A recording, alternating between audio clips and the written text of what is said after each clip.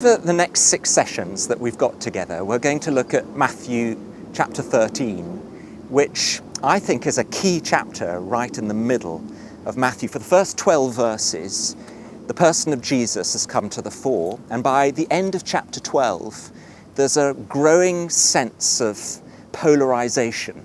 You're either for him or you're against him. And then suddenly in chapter 13, there are these 7 little parables all about the kingdom.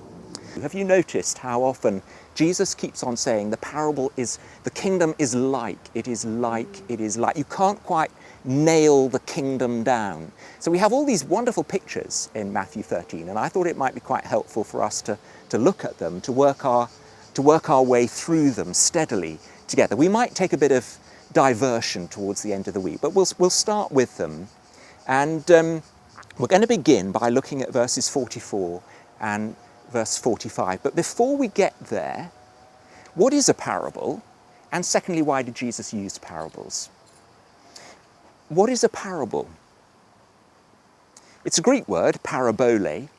It means the throwing together of two things. Bole means to chuck or to throw or to jettison, ballistic is the word where we get.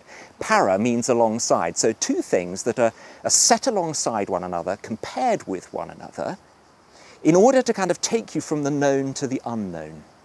It's rather like a story with a spiritual twist. It's not an allegory where everything is of spiritual significance. What you find with the parables is that they usually just simply have one salient point. And the one salient point of the 2 parables that we'll look at in verse 44 and verse 45 in a moment is that this is the way you find the kingdom. It answers that question, how do you find the kingdom? Why did Jesus use parables? Well, Jesus uses parables, I think, for 2 reasons. And that was a question that was often asked of him, actually, in the New Testament. And we get an answer to why did Jesus use 2 parables in chapter 13 itself. I think he uses the parable, first of all, because it's a way of fascinating people without alienating them. It's a story, isn't it? And, stories are incredibly useful. Stories kind of engage people. I wish I had the courage of Jesus just to tell you a story and then stop and sit down. Because one of the interesting things about his stories is that he tends not to apply his stories. He leaves it to you to decide in your relationship with him what this story actually means. So he uses story. Why is he using story? Well, he's using story because by the end of chapter 12, and in the first verse of chapter 13, we read this, that he moves from the house to the seashore. Now that's significant. He's moved now from the synagogue, where the rulers in the institution are not really liking what he's saying. He's moving from the synagogue to the people, to the seashore, to the ordinary person. How does the ordinary person best relate? Through story.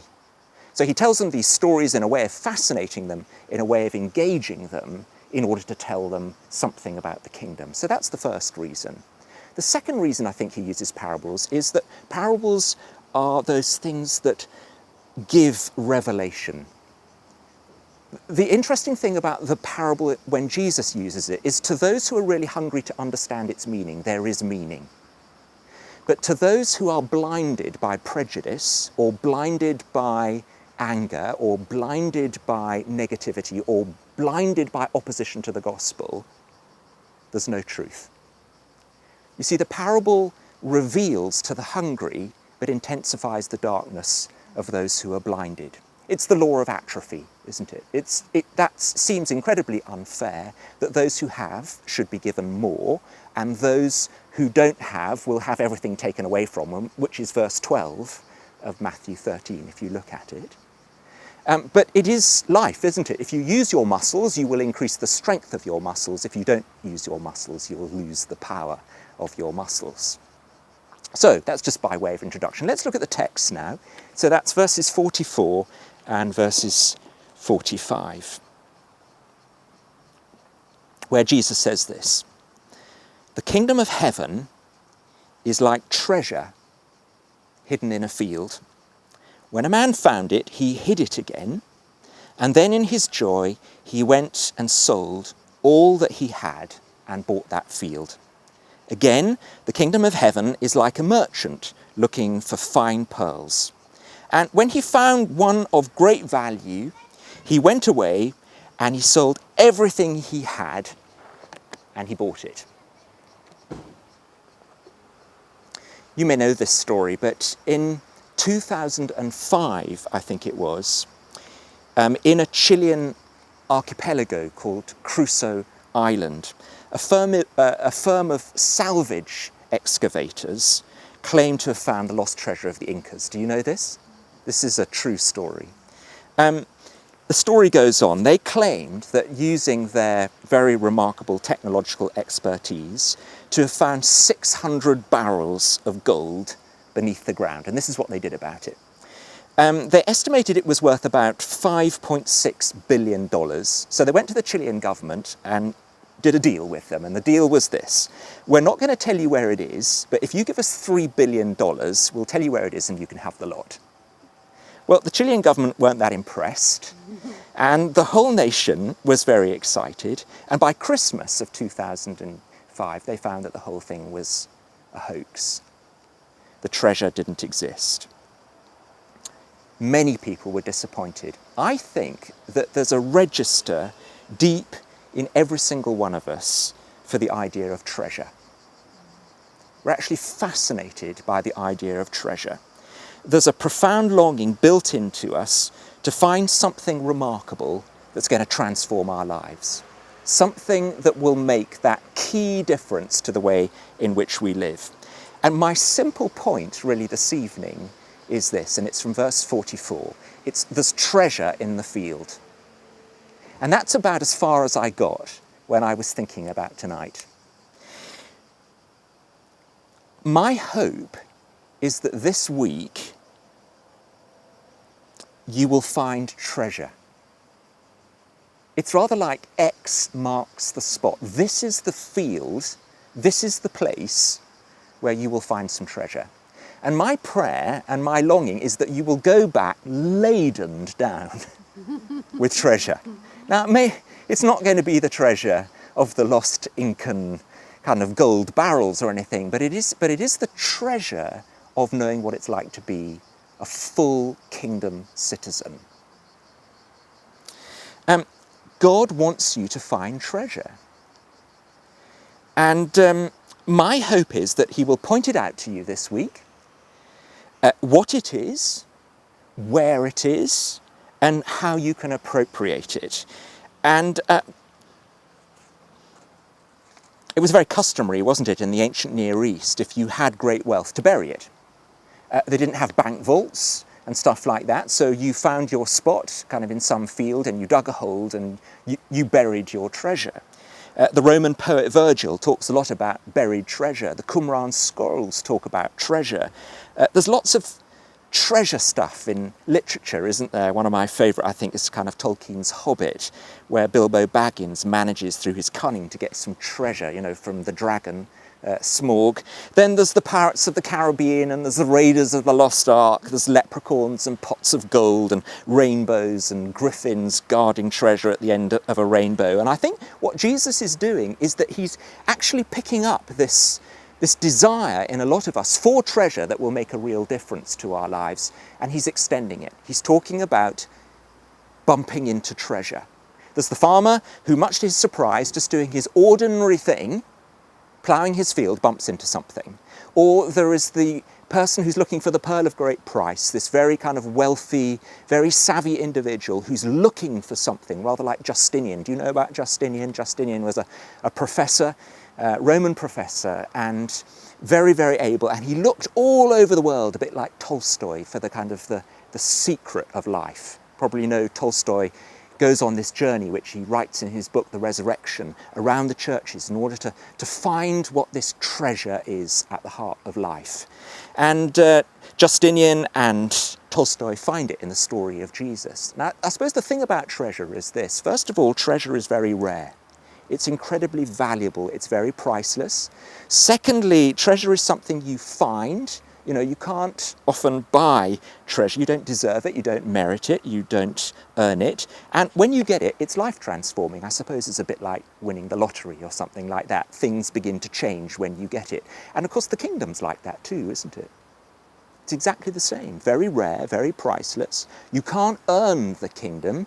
And the third thing you'd want to say about it is that it's life-transforming, or it should be. And what is this treasure? What is this treasure of the kingdom? Well, it's simply the power of God working in people to take a place. And what is this treasure? The treasure is a series of gifts from God, but it's not only gifts from God, it's the gift of God to us too, of his power. You could talk of it in terms of forgiveness from the past. You could talk of it in terms of a new life now and a new start now from today. Everything's going to be brand new once I've stopped speaking. Or you could speak of it in terms of hope for the future.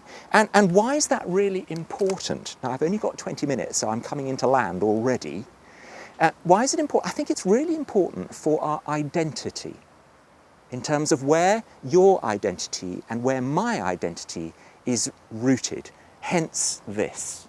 Let me introduce you to the Atlas board, which is only going to be used tonight. It's going to go away, but I'm going to try this out on you, if I may. This is my life, okay? So that's my kind of timeline. This is when I was born, and that's when I'm going to die. And we've all got one of those, and set against the backdrop of eternity, that actually isn't very much. That's it. And one of the things that occupies a lot of us while we live this life is, who am I? Yeah? And the world tells us that I am what I do. Yeah? So sometimes I do some really great things, and sometimes I do some really bad things. And so my life is a bit like this. Yeah? You know, I do some great things. I come on a Richmond holiday and I do a fantastic talk, or I don't do a fantastic talk. And so my heart, even now, is maybe it's going up, maybe it's going down, because I don't really know what you're thinking. I'm just trying to kind of engage you a little on this. But I am what I do. The second way in which the world answers the question, who am I, is I am what people say about me. So some people will say really nice things about me occasionally. I'll feel great about it. So I go up, I feel confident, I feel free, I feel loved, I feel affirmed. But then there are those times, either through silence or through people saying unpleasant things about us, sometimes to our face, when we get really troubled by what people say. And so a lot of the time our life is a bit like that. The final thing is, the world says to us, you are what you have. Sometimes I have things. I might have a job, I might have money, I might have a family. Other times I don't have those things. And so my life again goes up as well as going down. Now, what I want to tell you is that wherever there's the language of treasure in literature, there are pirates, yeah? Seeking to steal the treasure. And I suppose in my preparation of our time together, I was thinking, what has the devil stolen from you? Your joy, your peace, your contentment, your time, your money, your reputation, whatever it might be. What has been stolen? Is your identity really rooted in one of the greatest gifts that God gives us in his kingdom, which is his love for us? Are you so rooted in that that you are secure and free? Or are you rooted more in what you do, what people say about you, and what you have? What I want to say to you, and this is the shocking bit, is that if you root your things in those things, you root yourself in hell. It's the devil who says to you, you are what you do. It's the devil that says to you, you are what other people say about you. And it's the devil that says to you, you are what you have. And so now I come to Matthew chapter 4, just to kind of tie this whole thing into Matthew 13, where we come to the temptations. Have you noticed what the devil does with Jesus? He takes him, first of all, and he says, turn these stones into bread. Do something. And what does Jesus do? No, he says it's written in the scriptures, man shall not live by bread alone, but by every word that comes from the mouth of God. And then what's the second temptation? He takes him up onto a temple and he says, Jesus, throw yourself down from the temple and the angels will catch you and then people will say great things about you. And then the third temptation is he takes Jesus up the mountain and he says to him, if you bow down to me, you can have everything. So those things come from the devil. That's the shock. We are to be those who know ourselves to be loved. That's the pearl of great price. That's the gift of the kingdom. The power of God's love at work in us. That is the treasure in the field which we open up for the whole of our lives. And when we're rooted in this great treasure, in the fact that we're loved, that we're forgiven, that we are being transformed, that God's Spirit is at work in our lives, that one day we will be exalted. And as that love kind of grows in us and gets bigger, what happens is that it roots our lives. The bad things are still going to come. You know, we're still going to do bad things. People are going to say bad things about us, and there are going to be times when things are taken away from us. We will still have these downs, but there's something about the love of God growing in us that will enable us to live through those times when we do bad things, when people say bad things about us, and also when the things that we have are taken away from us.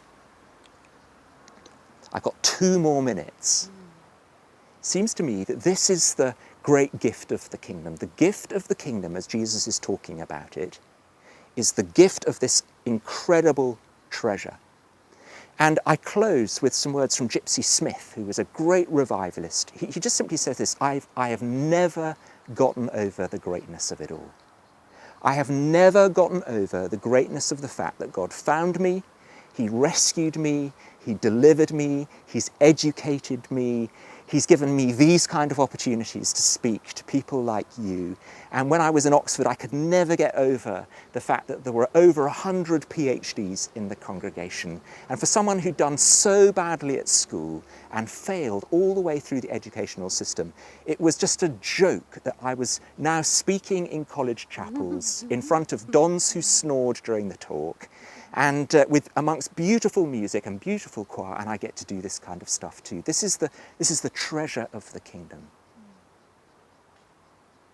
So, what treasure has been stolen from you?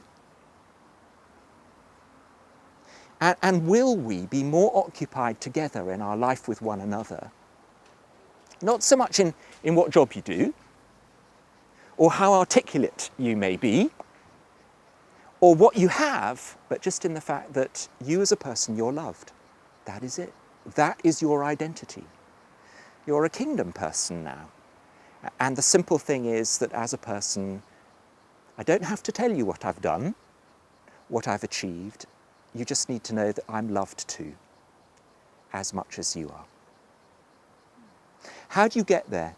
Well, the story of verse 44 and verse 45 is simply this. For some people, the kingdom just comes as a surprise. I don't know what your conversion story was, but mine was this. I walked into a church in London and that was it.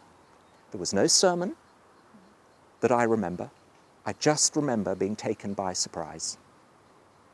Like going up to Scotland, you know. I just realised that I was there. You know, the first haggis I saw running anti-clockwise around a hammock or whatever it was, you know, just suddenly thought, wow, this is Scotland. Mm-hmm. But I know for other people it wasn't like that. It was, you know, it was a story of looking at this and that and this and that and the other. And they were like the wealthy man looking for the pearl of great price. So the deal is this treasure. What's going to be the treasure for you? What are you going to pick up? What are you going to rediscover this week and take back home with you? my hope is that for those of you who are a bit depleted because you've been so hard at work in your local church or in your job or something like that, that the levels of kind of treasure would kind of increase a little. Is that all right?